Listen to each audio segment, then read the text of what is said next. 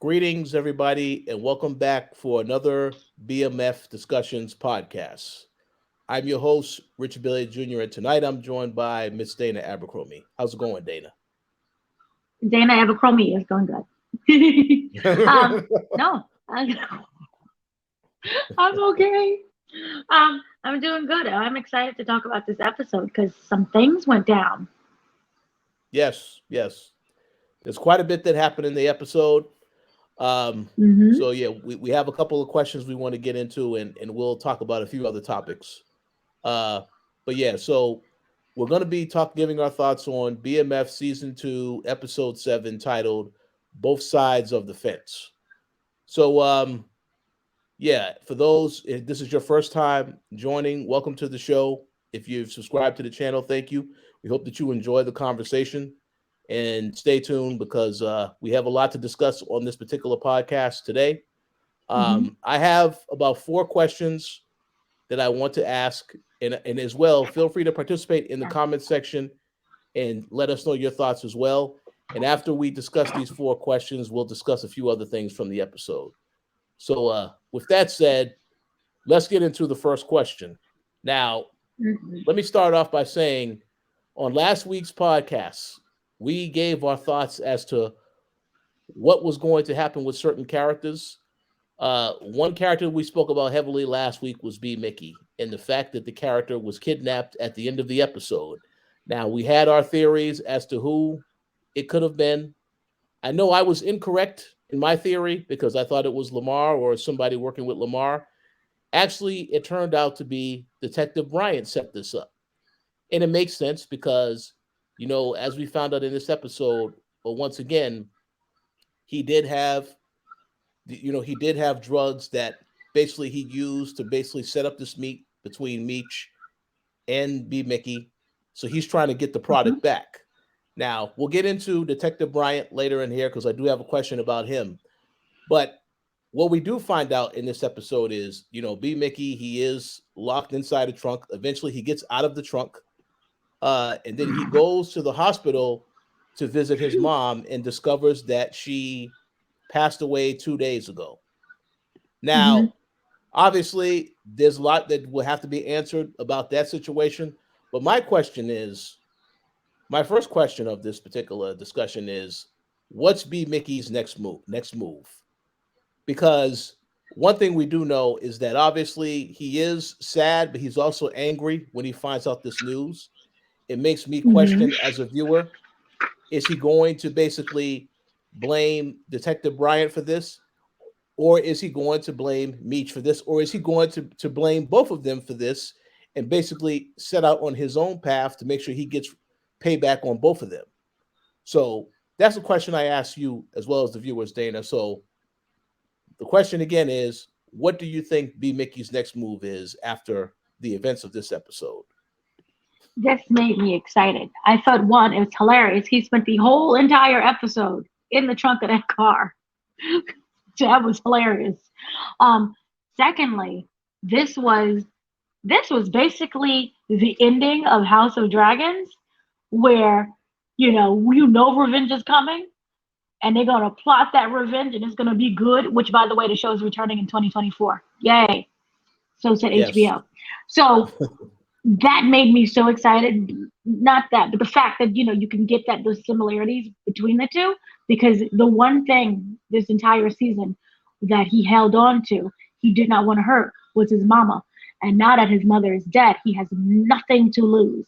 He does not care, and he has so much dirt on everybody.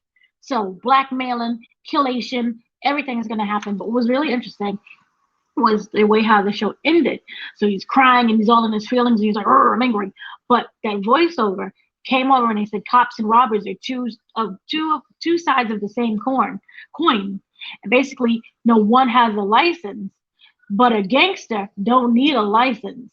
So they don't have any kind of code or anything that they have to go by in terms, their code is individual. Overall, they don't have to do that. So he's going to go completely rogue and he's going to be enraged. I wonder how this plays into not just Brian and Jen, which we'll get into, but more importantly, We got a glimpse of the son. Remember, the son was there with his friend. It was that really cute moment. I was like, yay, he's making friends. But that is what I want to know. I want to know, is he going to start going after the kid? Because, yeah, I can hurt you by attacking you. Yay, that's great. But I can really kill you inside by attacking your son. So this made me extremely excited because now why are you showing the son in this episode? I think they're showing us things for a reason. And it wasn't just because to see his reaction when we'll get to it when Jin and Brian kiss. This was about, making us putting our head. He has a son, he's really sweet, he likes his little martial arts because he's gonna probably die. So remember, there's always an innocent. This made me very happy.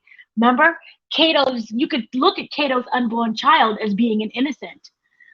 So this one, we're gonna get the son, kill the baby. Yay. I think that I'm glad you pointed that out. That's an excellent observation because we do know earlier in this season that Detective Bryant had B-Mickie beat up the bullies that were beating up his son. So yes, I 100% believe that's how he will try to get his payback on Detective Bryant. Maybe he will go back to those bullies and tell them to go after after his son or whatever. But they made all that for a reason. And again, Detective Bryant, he has a one-track mind now because he wants to take down Meech and Terry.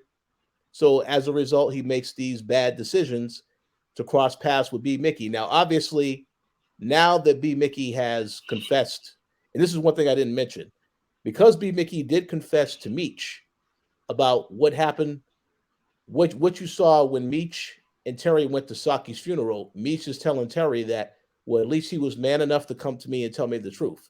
But what we do discover in that conversation is that Terry never liked B-Mickie.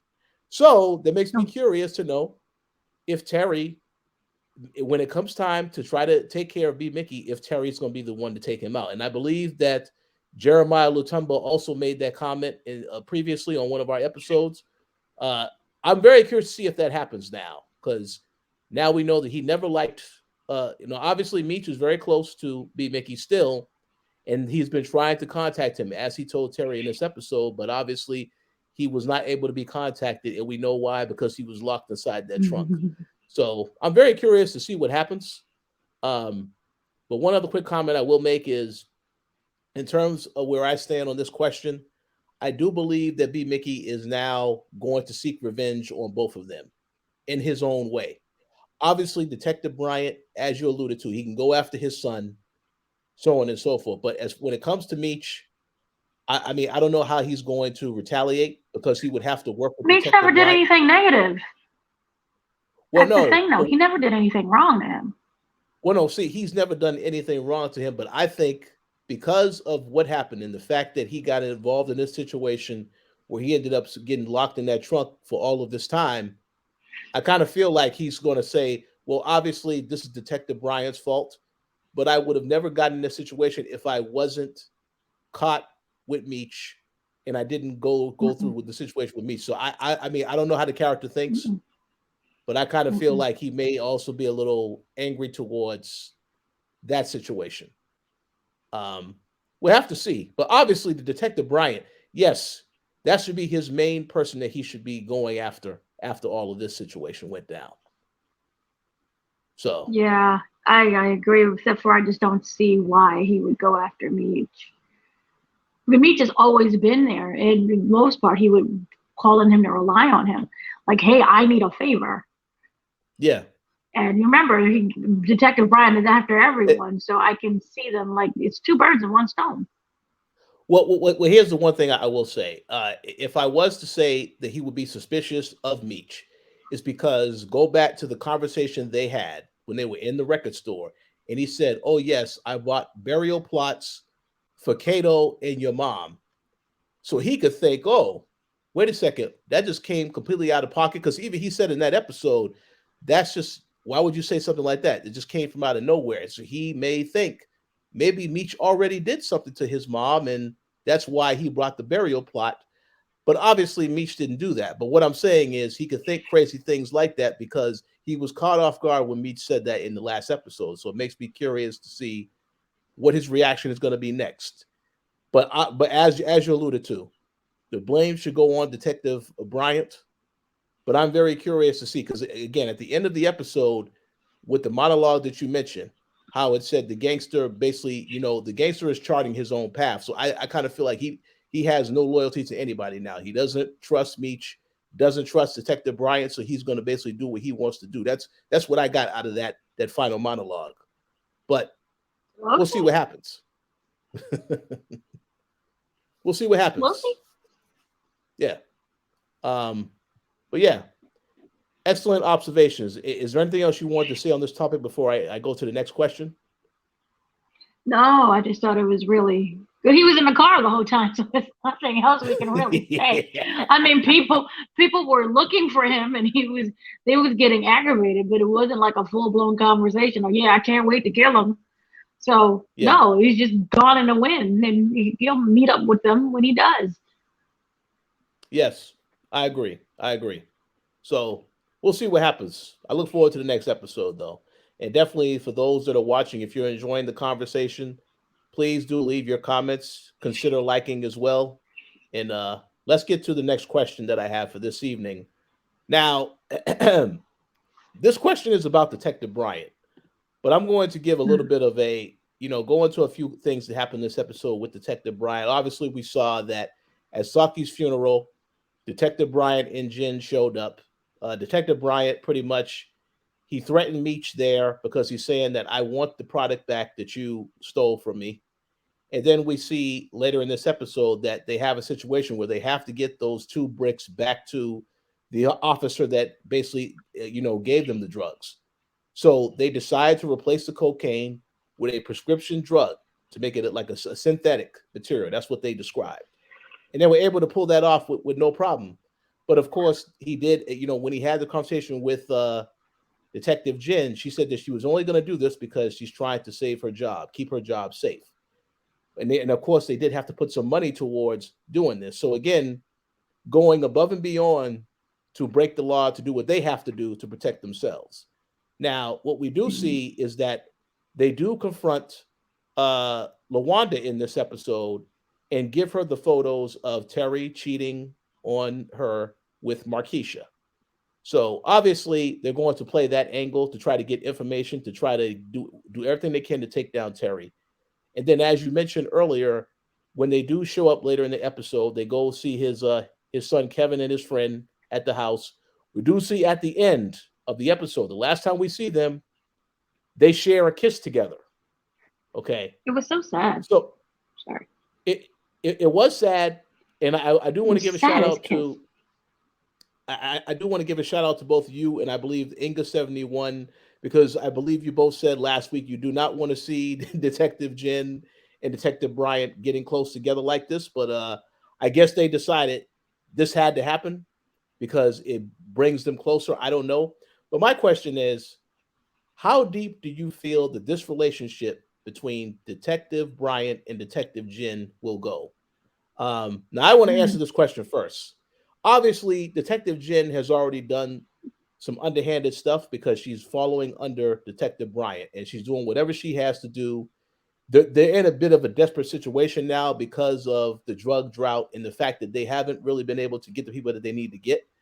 So I kind of feel like she is taking whatever route she needs to take to make sure she keeps her job, but also that they're putting away the bad guys.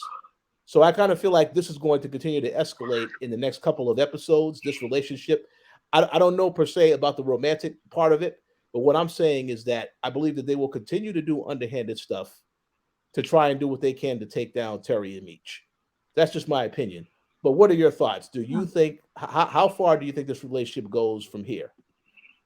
I hope it stops because it's giving no chemistry. It was the saddest thing. No offense. I don't know how to phrase this correctly. Don't cancel me. I still thought the character was a lesbian. And so kind of kissing him just made she gave off this like, I'm disgusted, but it wasn't even desperate. It was just like a sad thing. And I can't even say it's like, oh, it's two lonely people because we don't even know their backstory. We don't haven't gone home with them to just know anything. It just feels like something that was just thrown together and rushed. But I want it to end as immediately as it started. And we just didn't need that. And I think, when they was in that hotel and they kind of alluded to something, everything felt awkward. Again, because there's no chemistry. And I don't even mean like romantic. It was just nothing's there. And it's like we're just having two random people in a room having conversation. So no to that. Secondly, I do feel that I wonder if they are going to be each other's unraveling, or how much of each other's backs that they will have. We do know that Detective Brian lost his partner previously, which is why we have Detective Jin.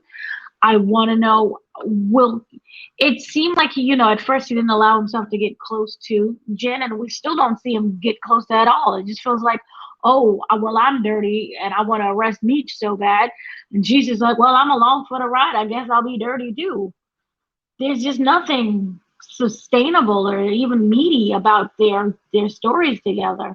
Separately, sure, but together, no. What was the rest of the question? Sorry. Oh no, I just was asking how far do you think their relationship is going to go? No, I don't want it. I don't want it. Throw it away. Trash. Tomatoes, tomatoes, tomatoes, tomatoes. Like I said, it's just giving me nothing. I would be more.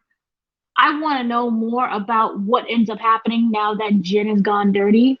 The fact that, oh, she hasn't done this before, but she's just there to save her job. How much does the job really mean to her?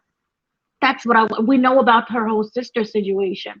But the fact that she, is doing this, why? I want to learn more about the why behind everything. And I want them to get more in trouble with we're returning the drug situation. And I was kind of upset that we really didn't get an opportunity to see them go out, because it was like 200 kilos that they needed in order to replace the drugs that were taken. That could have been a whole thing itself right there that we could have seen. How do you get the money? Where does the money come from? Where have you been saving it? Who's your distributor or whomever you went and got the other kilos from? Is it another dirty cop? You see, there were so many things that they just left on the floor there. I was more interested in that than some sad kiss by a car, because I'm going to assume y'all both lonely, even though there's no attraction there the whole time. I don't like it. Well, I just want to add that I do agree with everything you said.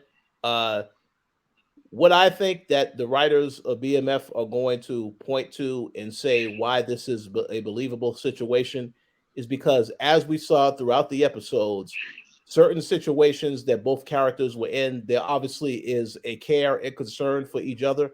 For example, the episode where they go to the house that's burning. This was, I believe it was the Devil's Night episode, where she goes inside the house and she decides to try and rescue the guy. And then you see afterwards, he was very concerned, like, why are you doing this? You're supposed to be a partner. You have a obligation to, be here. Because obviously if something happened to her, he would be very concerned about what just happened to his partner. So I kind of feel like they're going to say it is somewhat believable, I guess. And then of course we know he's a single father. He's not out here dating and all this other stuff. But I agree that I don't really care about them having a relationship. I think it's more so about the corrupt side of him rubbing off on her. And I do believe what you said, that they are going to have a unraveling of sorts on both sides. But I do want to know how far is she going to be willing to go. Now, one thing I will also add is that the episode, the same Devil's Night episode where I believe Meech got shot. You saw when Meech was out there bleeding out, Detective Brian is like, hey, put your hands up. All this other stuff. She said, hey, no, Brian, stop. We need to get him to a hospital. So see, that right there shows you that she still had some level of compassion and understanding. You can't go this far with it. But I want to know how the character is going to evolve after this episode. because obviously, again, she's doing this stuff again to try to protect her job, as you said. But I want to know how far is it going to go, because obviously it's already gone far in terms of some stuff that they have done. But what happens next is definitely the question I have going into the next episode. So I hope they wake up, realize it was a mistake, and they move on with their lives. I mean, just because you happen to be two partners doesn't mean you have to be romantic. And even again, if it's loneliness, why?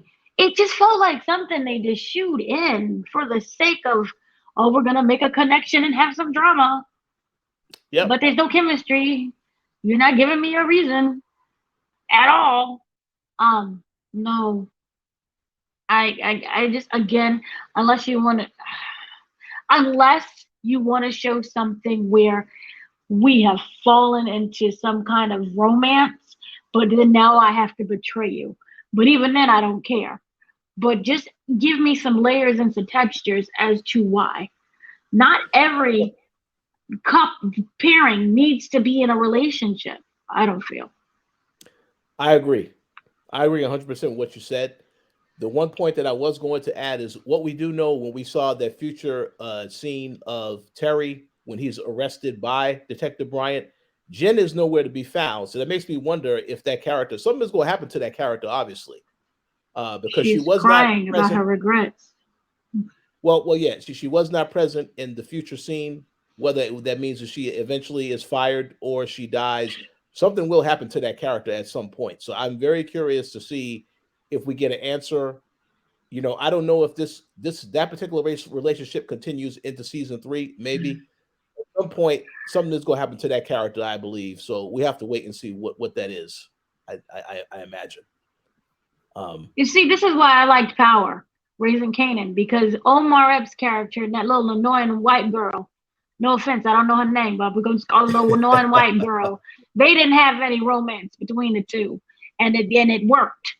So, oh yes, yeah, give they me they that. didn't. I agree. They didn't have romance, but they definitely about to have conflict in season 3. So I can't wait to see that. I can't wait to see that. It's a That was teaser. crazy. Yes. So any other thoughts before we go on to the next question? No, just drop the storyline. Yeah, hopefully they do. Um, but yeah, we'll see. We'll see what happens. So my next question is now I don't really know how much we can talk about this. We can give our thoughts as to what we think is going to happen. But we do Mhm. get a bit of an update in this episode in regards to your favorite character on the show, Lamar. We do see, yes. So what we find out about Lamar in this episode again, he's still trying to patch things up with Wanda. Again, he brings his dog over there, Blackie, and he's basically trying to talk to her and try to get close to her. And in having that conversation, we do find out that Blackie is actually sick from all of this, the dog fighting and stuff that has happened to the dog. He's sick. So eventually he does go off to bring the dog to a veterinarian. The veterinarian recommends that he put the dog down, and he refuses to put the dog down. Okay. So later in this episode, towards the end, and I will admit that I will laugh at this part, he goes to the church where Pastor Swift is basically giving a sermon. And we do see a situation where he basically is going up telling him, hey, you need to stop everything you need to do. You need to help out my dog. And you see Pastor Swift, aka Snoop Dogg, pull out his gun and say, get out of get out of here. Which I thought was hilarious again, because everybody was a little surprised, the church people and stuff are taken aback by this particular scene. So that's what we essentially see. Now, the thing is, though, that I find very interesting is earlier in this episode, while Wanda has a conversation with Meech because he stops by her place, and she tells him we need to take out Lamar. And of course, Meech does not want to go along with whatever plan she has. Now, one part that I will mention is we also are introduced to her cousin Katina, or AKA Tina. Tina is what she calls herself. She basically is, she's a student at Morris Brown. She's in Atlanta, so obviously that's a character that we will see in the future because we know they're going to go back to Atlanta at some point. That's fine. But to stay on topic with this particular question that I have is, do you think that Wanda's plan to take out Lamar will actually work? We don't know what the plan is yet. My guess from this episode is that she's going to try to get close to him or give her the impression that she wants to get the family back together again. She tells him that Zoe is his daughter. So she's going to basically do everything in her power to repair the family. And by getting close to him, she's going to find the opportune time to take him out. So my question is, do you think that her plan to take out Lamar is going to work? Or do you think that it's going to go in a completely different direction? So what are your thoughts on that?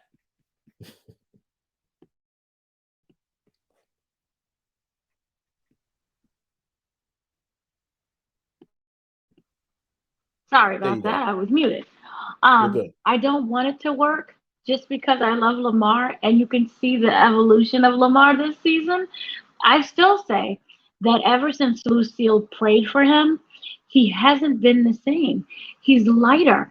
And even though we had the preacher episode thing, you can see that even within that there was an extra layer to the character because he came with the dead dog and it showed how he felt like he was basically abandoned by God. How everything that he probably loved ended up dying or being ruined. And that is what I love so much about this. It was the dog. Yes, you have the dog, and there was a connection between him and the dog, but the dog was really a representation of himself. That dog was, oh, he's a fighter. He's always been fighting all his life. I can save him. We can save each other. And then hopefully, there could be something better for the both of us. And the dog died, probably like everyone else has. Remember, his father was, I believe, an addict, and he was put in the foster care, and everything that he known has always died and left him and abandoned him. So that was really a symbolic scene with, him coming to God and saying, you have abandoned and forsaken me. This is the real reason why I have to act like I am God now and have fear put into other people because you're not real to me anymore. So that is what I loved about this. I want Lamar to continue to live because they're bringing forth so many layers to the character that's more than just I'm this evil man who's going to kill you until for the whole eternity I'm going to hunt you down. But the situation with Lawanda, I pray she is done over her head. I wish she would just, I'm cool if Lamar kills her. I don't think we're going to ever get that. That's all right. Breaks my heart. I'm all right.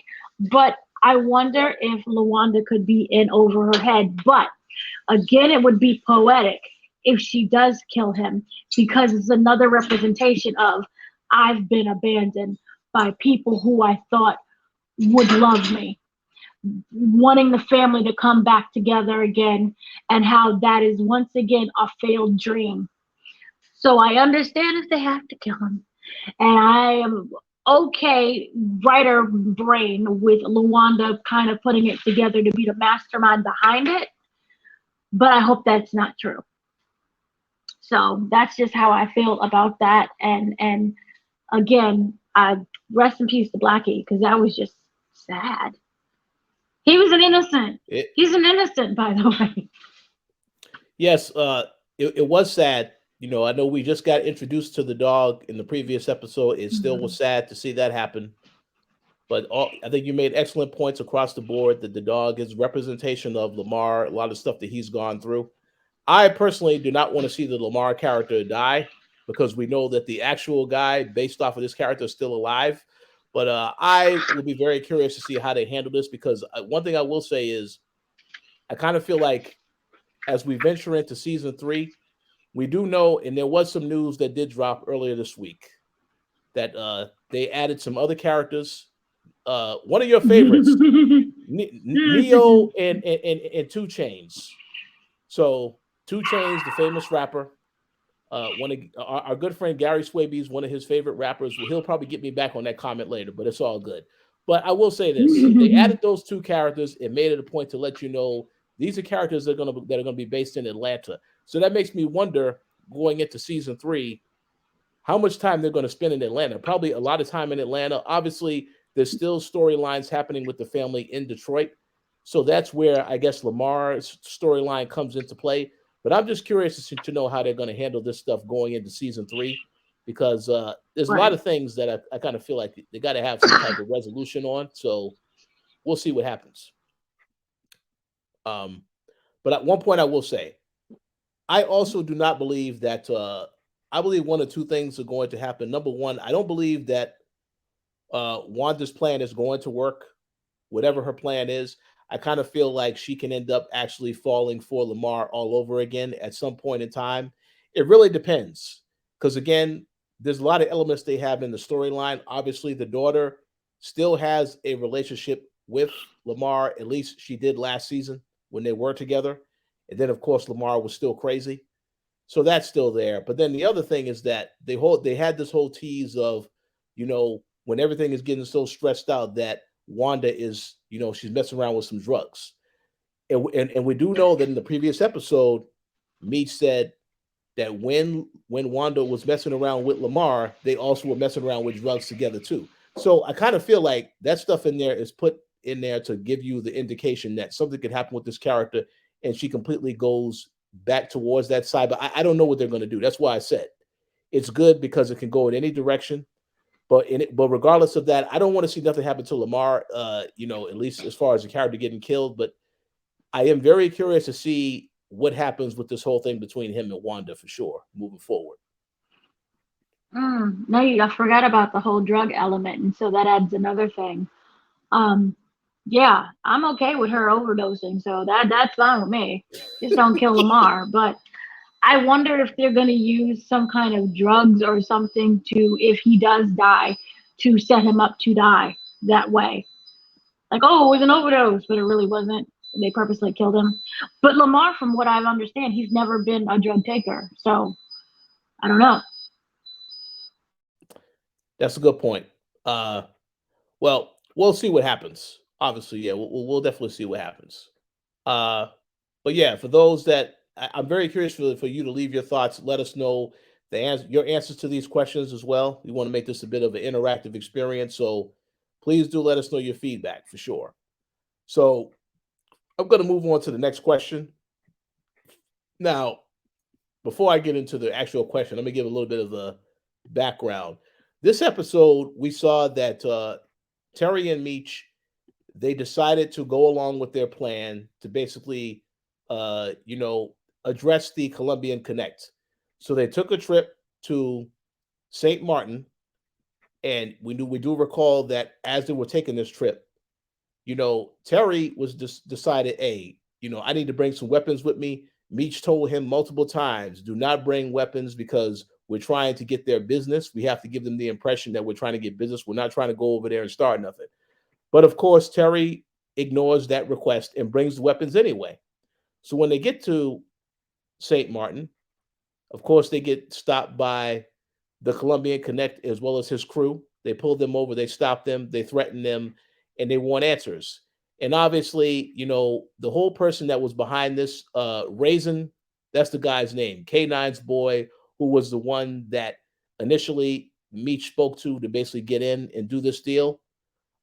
We do find out that he was supposed to be with them to help translate to the people when they went over there. And of course, he never shows up. So that lets you know right then and there, this is a shady character. He obviously has other intentions. But pretty much they go over there, they work out a deal, and essentially they come back. And when they go to find out that the product is actually already in the States, that's when Raisin shows up to try to kill them, and he gets killed by, again, another one of K9's boys, who now has sided with Meech. So we see that Meech makes all these boss moves in this episode, and then when he confronts K9, K9 tells him the mentorship is over. I would have did the exact same thing if I was in your position. So now you're a boss. So my question though is, because we did see in this episode, and this goes along with the title of, two sides of the fence. we do see that Terry has a way of doing business that is different from what Meech is doing. So my question is, who do you feel is the better leader between the two brothers? Because we saw in this episode, Meech was right on everything that he said, right? That makes me wonder, because we do know that the business is split up, that BMF expands into different areas. And I would assume that means that Terry is probably going to have his own crew of people he deals with, and Meech is going to have his own crew that he deals with also at some point in time. But I just want to ask you, what do you think so far in terms of how the show was played out? Who do you think is the better leader of the two brothers?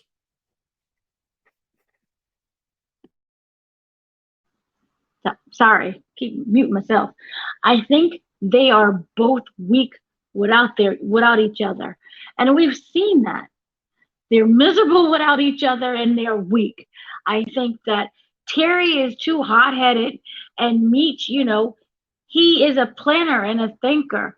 And sometimes you need both hot-headedness and you need that planner and thinker, because they didn't die this episode. The Columbians didn't kill them. It was an equal balance between both of them. Meech, despite being more of the calmer thinker, he still got played by the Columbian woman. He thought he was going to get some hoo-ha, and instead he got the whole suitcase taken away from him. He was robbed, essentially. It just kind of shows that level of immaturity and just not really thinking things out, but still he's the thinker of the group.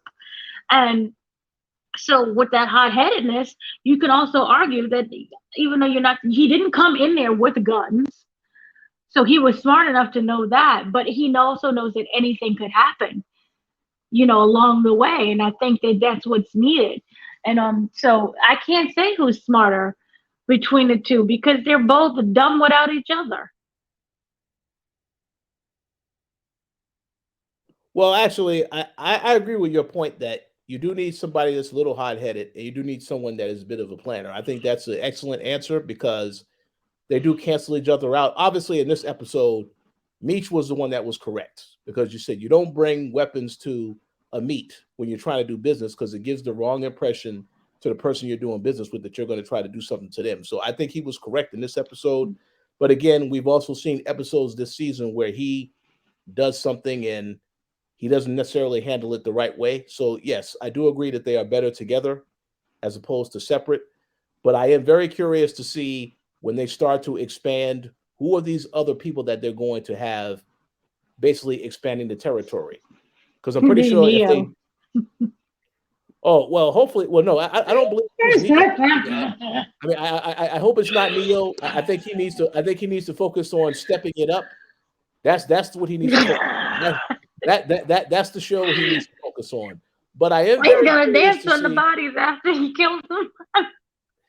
Yes, I mean, listen, I do think it is a very good question to see what happens. One thing I will say, obviously, Ty Washington, right? That's the character they met when they went to Atlanta. That's Meech's boy.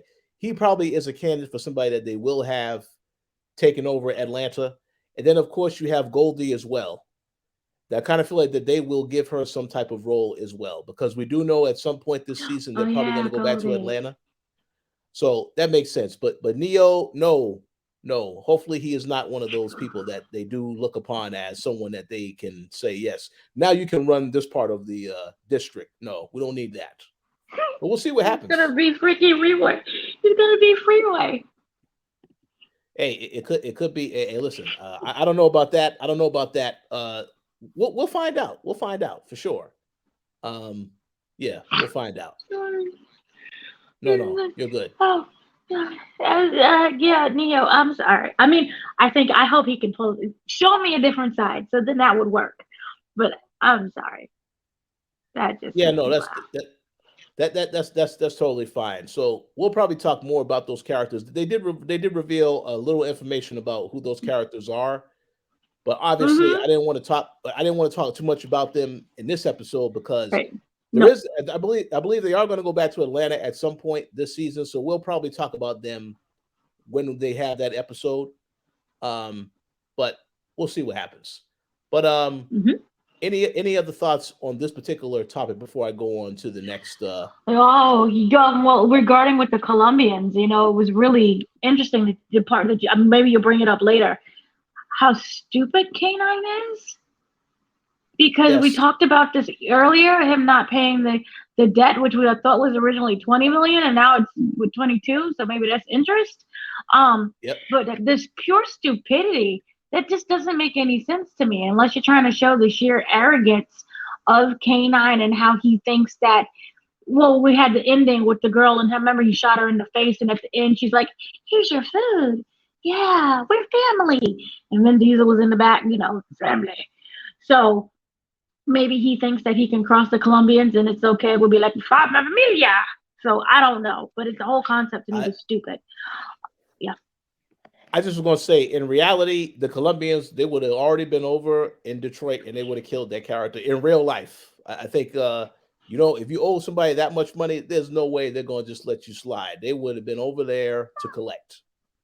Yeah, that was just, I don't understand that whole thing. So, and then also the fact that what bothered me, we'll get into this later, but I wanted more, I guess because the cartels were just so angry with K9 that they was okay with accepting Meech, who was friends, mentoree of K9, that now he works for his side. So it's just, I guess we just have to just go on with it and see what happens.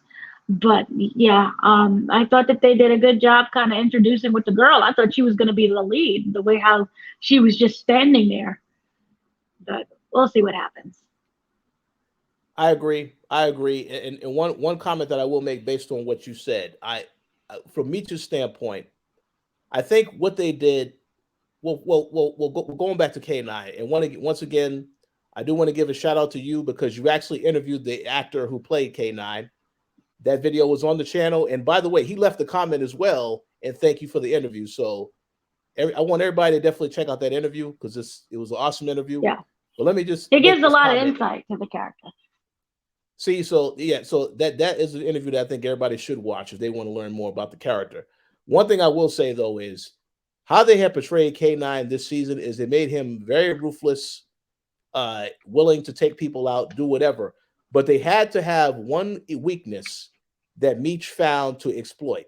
So when he saw that he did not want to work with the Columbians, he used that as an opportunity for himself to come in and let me go in and talk to them and negotiate something with them. Very smart, but also very risky. And I actually thought that the K9 character would seek revenge on him after that. But then again, after they had that conversation, he says, "Oh yes, if I was in your position, I would have did the exact same thing." Yeah, that's very interesting that they went in that direction because I thought they made the character just so angry all the time, trying to get revenge on people, trying to get it over him. I thought he was going to take him out, but again, I understand why they didn't do it. They gave a reasonable explanation. I don't really know if there's some people out there that will not be happy with that explanation, but I was okay with it because we do know that BMF expands. You have to get to that point. You have to get there some way, right? So, but we'll see. But I do agree with what you said 100%. Very dumb move by K9 to just try to brush off the Columbians. Because again, in reality, there's no way in hell you owe somebody $20 million. They will be right there to collect. And if you don't have the money, bang, bang, you're dead. So that's just and also really quickly to bring up two things, the juxtaposition between K9 and Meech was how they view family. One rules family as, someone that you're supposed to, they fear you. You see remember the whole thing with the cousin? He's like, well, I came to him one time and I borrow, what was it, $1,000? And that was a problem. And then you see how in the very beginning of BMF and the whole term with Meech was, we created this business so that we can create wealth for others. If you really look at it more as like a generational wealth for me and my family is whomever I put in. It's not always blood, also blood, but not always, friends and family. So you see the difference between how they operate, which is what I really appreciated. And also with the interview, he explained that, well, we got this now, was that he always viewed Meech as him growing up. And that's why he wanted to take him under his wing and mentorship. Maybe it's a way that Kanan won't vocally say, I'm tired of this anymore. I'm tired of this life. it's not really fulfilling and rewarding in terms of the family and friendship that you guys have that's genuine. So maybe that's why he screwed over the Columbians. I don't know. It could be like some, I don't want to say it's like some weird suicide thing, but it's basically a suicide mission. Or it could be led by arrogance and ego. It's like, oh, well, they can't touch me, which is just, again, it just doesn't make any sense. Yeah, it doesn't make any sense because even you heard when they confronted, when they were talking with me, they're like, "Oh, so you're going to kill him, by taking now that you're the one that's going to be we're going to be working with." And he said, "No, I'm not here to do any of that." So, yeah, it didn't make any sense. But I don't know. Oh, I don't know. I'm very baffled by this. Yeah, well, we'll see later on if there is some type of more explanation with the character. I mean, I'm very curious to see what they're going to do with the character now. He obviously is. I think it's about Meech becoming a boss at this point, right? So where does K9 fit into all of this in the remaining episodes? That's the question that I have, and I'm pretty sure after people watch this episode, they're going to have the same question. So I guess we'll have to wait and see what happens. He doesn't, because remember at the end of the conversation, he did say, "You're no longer my mentee. You're a boss now." He did say that. And it wasn't like you're my rival boss. It was like, I'm proud of you, son. You're officially a man. Mm-hmm. So, yeah, I don't know. Weird raising, but I guess.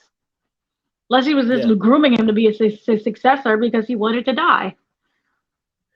Well, yeah. These are good questions to ask. I mean, we'll see what happens. But yeah, I think you make a good point. He probably won't show up anymore, but we'll see. I don't know. Yeah. So on that note, was there any other questions you had before I address these next two things the next two topics I wanted to bring up? No, just make it make sense for the next episodes. I agree. So these next two topics are pretty juicy. There's a reason why I wanted to wait to discuss this, because obviously there's a lot of stuff that went down in this episode. So I'm going to go to one of your other favorite characters on this show, Charles Flannery. Yes. Charles.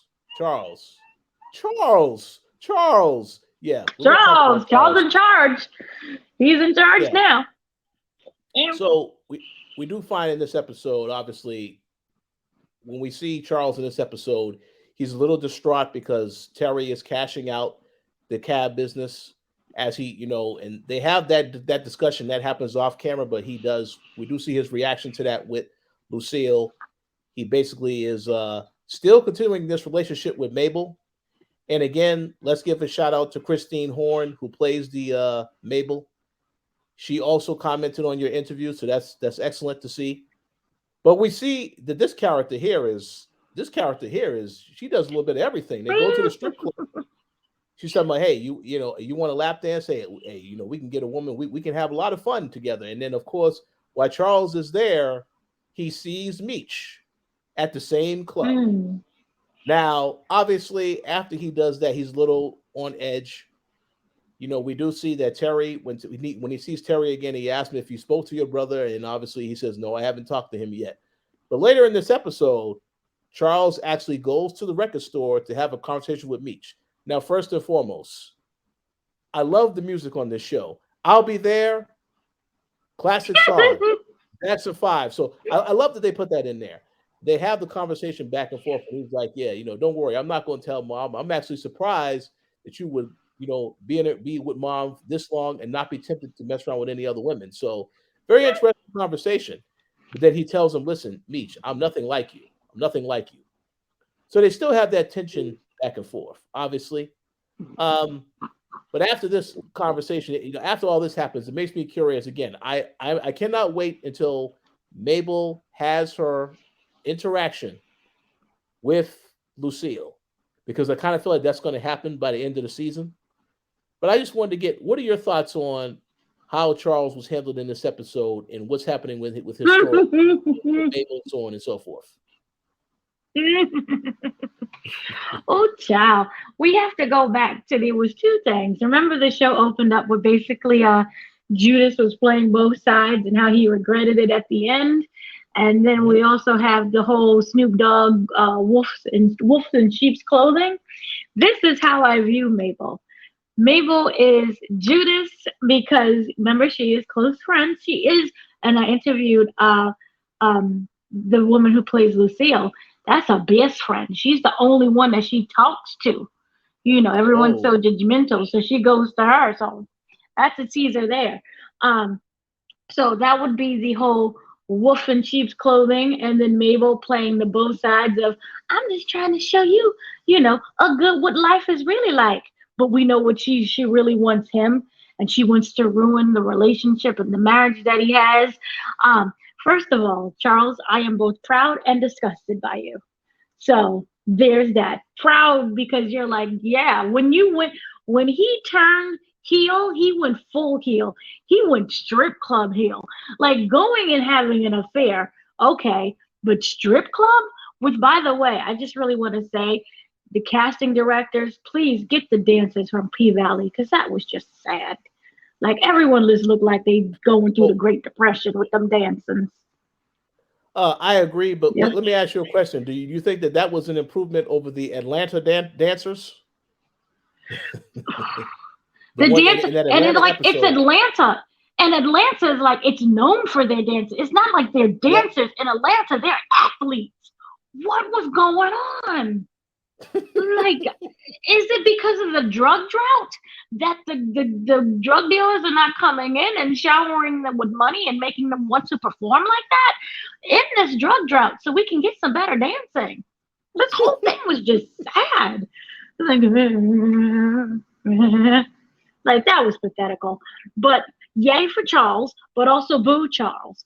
Um, what was really interesting was his son really saved him because Mabel was about to throw him in a full blown orgy right there. So seeing the son was a sense of embarrassment, which made me happy because it's like, what are you doing, Charles? You're just grimy at this point, extremely grimy. And this is one where this is people don't know the crack and AIDS epidemic were basically around they popped off around the same time, from my understanding. No, crack was 80s, AIDS was 90s. But the point is they intersect. So with your orgy things, and you're gonna come back to your nice, good, clean wife. Shame on you. Um, but at the same time, it was really nice to see a different side of Charles and how he was like, you could see he was amazed by everything, but also trying to play it really cool.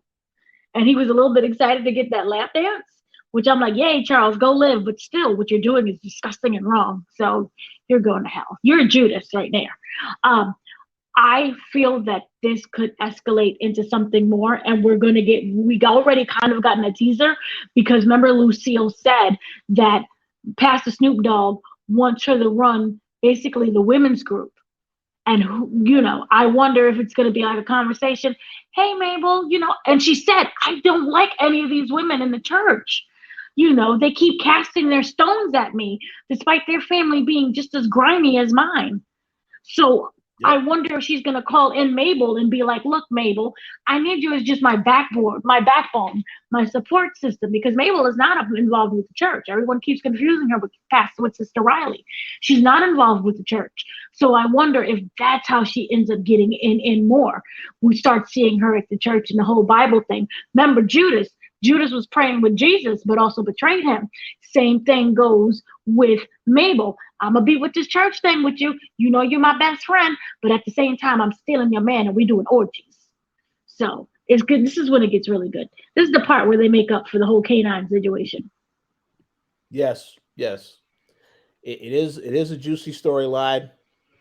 Hmm. It's just like they're saving that reveal for a special time. So hopefully we do get that My by the end of dinner. the season. Yes. And yes, it probably will be a dinner. So stay tuned for that. I look forward to seeing what happens. Um, Hmm. so I think you said a lot on there that I agree with. So I don't have anything else to add. I do, Hmm. however, want to get into the other topic that I was going to get into Oh, and in then this really episode. quickly, I just wanted to Yeah. say that even though you're keeping secrets away from Lucille, I'm kind of a little bit proud of Meech. I thought he was gonna get like a full blown combat. I hate you, Dad. What are you doing, Dad? But he loves his mother so much. He wants to protect her instead of hurt her. That was so sweet. But also Meech has a lot of other stuff he needs to be concerned about with this expansion and this business stuff. So maybe he can't Mm-hmm. really worry about that right now. But I'm very curious to see what's going to happen when it finally is revealed. Obviously, that's going to cause a lot of issues with the family, the tension inside the house. Um, Obviously, I feel like if Terry found out, he would be livid. But Mm-hmm. I'm very curious to see what happens because something is going to happen. And listen, maybe it's not Meech or Terry that finds out. Maybe it's Nicole. You never know. Which again would make it a Mm. very interesting situation. So we'll see what happens. We'll Um, see. we'll see. But so the other topic I wanted to get into, and then after this, you can mention any other things you want to mention. Uh, just to give an update, once again, last week we asked the question, why was Wanda taking all of Terry's stuff? What was her initial goals to do that? And as we found out in this episode, she basically went with Mm. her mom to see a psychic. So obviously, Mm. when I saw the psychic, I you know what I thought of? Don't laugh. Calling me now. Exactly. Miss Cleo, call me now. That's exactly what I thought of. By the way, watch the HBO documentary about Miss Cleo. Fantastical. Sad, but fantastic. Okay, I gotta watch that. I didn't know that there was a documentary. I will definitely watch that. Um, Mm-hmm. so but what this lady tells her is that, actually, Lawanda, you are pregnant with Terry's child, uh, and everybody will not be happy about this news that you are pregnant. Now, this is what I do want to say. I saw in this episode that basically she alluded to, she confirmed, yes, I am expecting a child. When the fortune teller made the comment that there was going to be a new addition to the family, I thought she was basically alluding to the fact that, well, it's not Lawanda. I mean, it's not Lawanda that's pregnant. It's Markeisha, because that would definitely be something that would be a huge issue. Because again, Boone doesn't even know that his wife is messing around with Terry. So that's what I thought, that there was going to be a revelation that we were going to get. But then when they said no, it actually is Lawanda, I said, okay, all right. But again, we need to see what happens because obviously there's some issues going on with Boone and Markeisha as well, as we saw in this episode. So I mean, at some point they have to tell the story of Terry has to confront Boone, get this guy out of the picture so he can go ahead and pursue, her without any issues. But the question, but yeah, the main thing I wanted to get was, what are your thoughts on how they basically told this story in this episode that, oh yes, the fortune teller, that's what they were using all of Terry's items for, and that yes, Lawanda is pregnant. Well, two things. One, unless you show me an actual pregnancy test and the baby coming out of your hoo ha with the DNA that says, hey, this is your child, that's not his child. I don't even believe she's pregnant. First, when they had the whole stealing of the different clothes, I want to say how disappointed I was that it was for basically Psychic Friends Network. I was like, oh, they're gonna plot and plan, and like there's a dead body somewhere, and they're gonna frame him for murder, and this is gonna be really good. But it was to go see a psychic. That was disappointing. That was very disappointing. Secondly, she's a fraud because remember the kind of conversations that she had, she never really confirmed, or not really not. You know how if you really know someone, then you could be like, hey, I'm getting a voice from Mother Pat, and say Mother Pat is your mother, and you not know that, but I'm going to say it is a voice of Pat. I'm giving you the names. Remember when she was talking and she didn't fully say that, she didn't say who it was or what. She said, yeah, I'm going to say that, because remember she was waiting for someone else to fill in that sentence. And like, yeah, she was agreeing with basically what Lawanda was giving the information to say. She's not real. But here's the thing that I want to mention that you said, there is no proof, one, that Lawanda's pregnant, but the fact that Lakeisha could be pregnant, oh, that's a whole nother greatness. So yeah, she was right in terms of there's an addition to the family. I believe that it is LaWanda. And in fact that she didn't say, "Oh, you're fully pregnant," she said there's an addition to the family. Yeah, She didn't allude to actually being pregnant. exactly. And the other thing is when we go to the conversation that Terry has with Markeisha at the end of the episode, when the police will call because she gets into a fight with Boom. Basically, she tells Hmm. Terry, "Yes, I know I'm in an abusive relationship, but I have to stay with him because I have a kid." So if she was to find out that she is pregnant with Terry's kid, that changes the entire situation. That's why I'm curious to see what the next episode, if that is what the revelation is, if it is something that is revealed to be that. Because again, the psychic would be right in the sense that the family would not be happy because Boone, obviously, he still does not know Terry's messing around with his wife. So, and they have to get to the point where, again, these two characters have to go against each other at some point. So that's coming still. But I'm very curious to see where they're going to go with this. And as you said, LaWanda, we didn't see a pregnancy test. She just said that she's pregnant. So I don't know. I'm But magically yeah, pregnant. She said I was pregnant. I'm pregnant. That doesn't make any sense. And then also we have the photographs that Detective Brian brought in. So it's already yeah, a fractured situation. I don't like neither LaWanda nor Markeisha. Markeisha, I feel she is using this boy's emotions, and I just want to shake her a little bit. Like, why are you doing this? Go away. She is using him because if you truly want to break ties with someone, guess what you do? You break ties with them. You don't call them every time that your man beats your behind. That is not his responsibility. Don't you have mhm, any friends? You don't have a girlfriend you can call like, "Oh girl, he beating me again. I'm gonna be right there. I told you to leave him. No, you know I love him." And then the next day you go back and you get beat again. So we're her friends, unless Boom was someone who completely isolated her from her actual friends. She is just using this boy and it makes no sense and it's aggravating at this point. It's annoying. Leave. You keep saying everything that he doesn't have. It's a way of manipulating him. And I'm not for it. Also, LaWanda, why is she still with this man? He don't want you. There is really no connection between the two aside from he has the kid. Even Lucille is saying, no matter what, your kids are going to always be a part of our family. Even if you break up, your kids are going to be a part of our family. Please break up and leave this boy alone.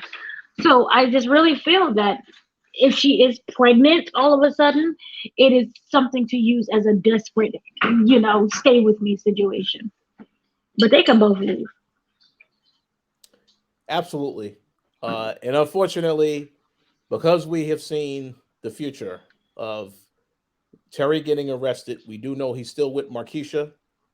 At least when he looked at that Mm. photo and he was talking with her on the phone. So unfortunately, so yeah, he is probably going to stay with her, but they have to still get to that point because again, he has to deal with Boone, and now you have to deal with this whole situation of uh Wanda as well. So I'm just curious to see how they handle this stuff moving forward. But I have to say, I did laugh in regards to the psychic stuff because I was like, I mean, that's that's kind of funny to me, but I kind of understand the situation because I did talk to a psychic before, and I learned very quickly that they yes scam artists 100%. So See, I yes, had and a they real understand. one. Oh, you did. I had a real one because I was like, I ain't saying nothing. And she was like, this, and this. She didn't know no names, but she was like, oh, this, and this happened. I said, oh, shoot, you're real. And then I went to church because that was crazy. I said, no, Yeah, ma'am. She does voodoo. So, yeah, yeah. That's see, yeah, that is crazy. Um, it is crazy. that's crazy. Sci-Fi Network actually paid for a psychic, and I don't think that they knew she was actually real. That's how crazy it was. Sci-Fi Network. Wow, that's too much. That's too much. That was crazy.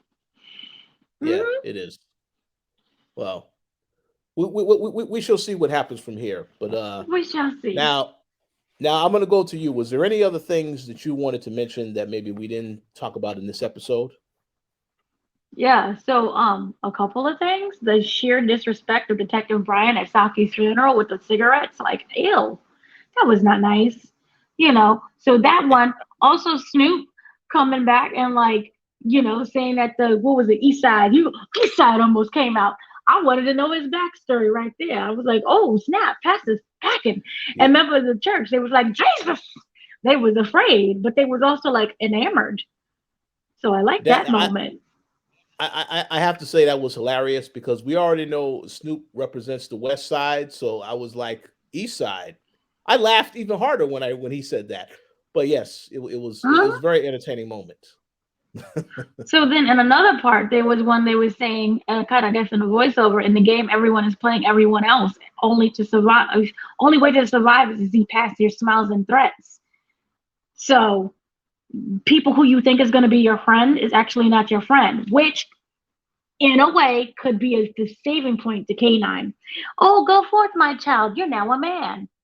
Maybe he's actually plotting against him. So that is my plus. Also, we know that Raven was, betraying, and now he's dead. And then we also have the whole drug cartel situation. The cartels, I don't trust the Columbians.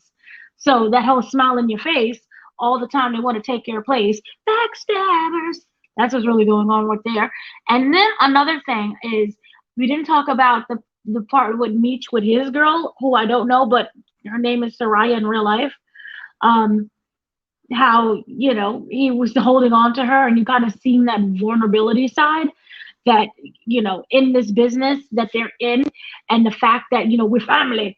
They're being murdered. They're being killed viciously. That was the guy who took that huge buckshot to the chest by Lamar. So you're constantly being surrounded by your family who's now dead, and you're going to funerals. So that's another side that they lightly touched upon, but I'm going to assume as the episodes continue and we get more in season 3, when they get deeper into the game, more blood is going to be shed. So that was a really nice moment that they had there. Also, what was really interesting was Kanan shot that woman right in the head. Made her get up. She probably had to clean her own blood, go to the hospital, and then come back and serve him food. That was the funniest thing I've ever experienced. That was hilarious. I mean, I don't know, but the women in this show, I just want them to be more independent. And you can look at Markeisha and be like, she's independent, but she's using this boy.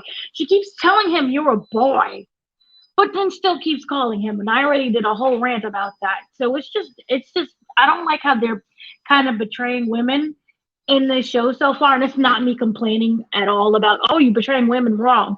I just wish that we can have, this is why I like Goldie so much. She was this strong black woman who was like, I'm going to shoot you. Yeah. So I like that. That part was really interesting. And then, again, rest in peace to Blackie. And that's, today, this episode was just really interesting. Remember how they had little Red Riding Hood got hoodwinked, masquerading by her own members of her own family. So again, this goes back to B-Mickie could come back and start just snitching on everybody because he doesn't care at this point. So that'll make it really interesting. And when we got the arrest, we don't know if that arrest was being teased for like future seasons, or is this a part of this season? But we do know there's going to be a betrayal, and that whole Little Red Riding Hood, is that for this season? Is it B-Mickie who was tied up and put in the trunk of a car and mama died? Because remember, the big bad wolf ate the grandma. Now that mama's dead, boom, metaphors.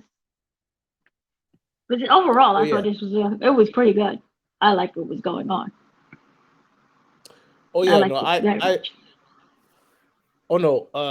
I think those are really, really good points that you mentioned. I would be very curious to know.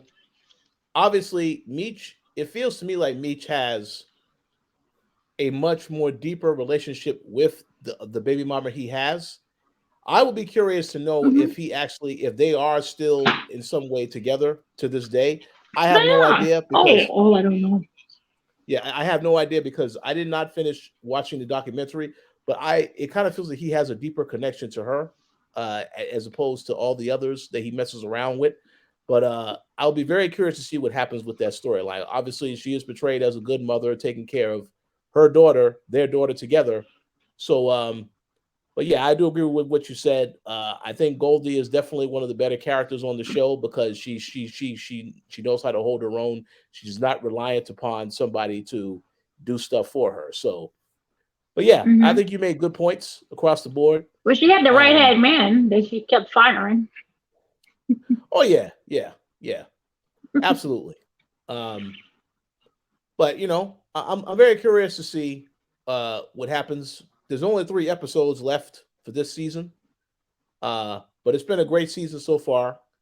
This episode I thought was also very good. I will say that. I know we had an issue with the K9 stuff, but I I want to see where they're going with this character in moving forward if he shows up again. Um, but yeah, overall, I thought it was a very good episode. And yes, good job on the season thus far. So, Mm-hmm. any other thoughts you had before we get ready to wrap up this discussion? No, there was an excellent episode. I liked how quiet it was in terms of it wasn't going really fast paced and people were dropping dead every 2 seconds, but it put in a lot of information. So I like it. I agree. Definitely. Definitely a lot of storylines happening on the show, which again will give us all a reason to keep watching, especially the next 3 episodes. So stay tuned for that. But on that note, that concludes our review of episode 7, Both Sides of the Fence. Uh, if you did like this conversation, please consider leaving a comment because, as I said, we like to interact with y'all on the comments. Uh, Also, if you did enjoy the conversation, consider liking and subscribing to the channel because we are going to be talking about the other episodes.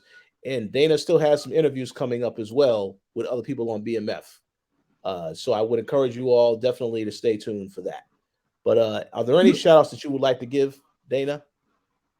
Shout outs to everyone who listens and continues to listen to us. And we'll have more episodes and more interviews about this series coming up very soon. So thank you for that. And then also Power is starting very soon as well. And we'll have a bunch of interviews and we'll break down those episodes as well.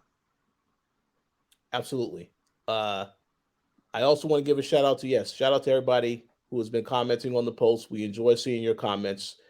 And for those that are new subscribers, welcome to the channel. We'll be covering a lot more shows. As Dana alluded to, we are going to be covering Power on the main Koalition channel.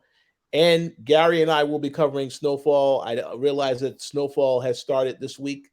We are going to be talking about episode 1 and 2. So stay tuned for that. Again, Snowfall and Power on the main Koalition channel. But we will be talking about BMF on this channel as well as a few other shows. So definitely leave your comments. Let us know what you liked and didn't like about this episode. And stay tuned.